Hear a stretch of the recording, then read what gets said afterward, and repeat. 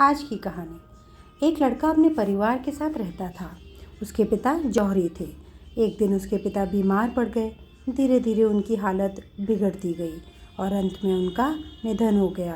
पिता के निधन के बाद परिवार पर आर्थिक संकट आ गया।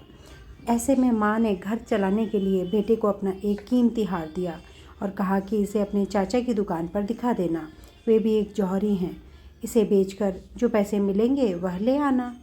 लड़के ने अपने चाचा को यह हार जब दिखाया तो चाचा ने हार को अच्छे से देखा और कहा कि अभी बाज़ार बहुत मंदा है, इसे थोड़ा रुक कर बेचना तो अच्छे दाम मिल जाएंगे। फ़िलहाल तो तुम मेरी दुकान पर नौकरी कर लो, वैसे भी मुझे एक भरोसेमंद लड़के की ज़रूरत है। लड़का अगले दिन से दुकान का काम सीखने लगा। यहाँ उसे हीरों व रत्नों की परख का काम सिखाया गया। अब उस लड़के के घर में आर्थिक समस्या नहीं रही। धीरे धीरे रत्नों की परख से उसका यह दूर दराज के शहरों में यश फैलने लगा।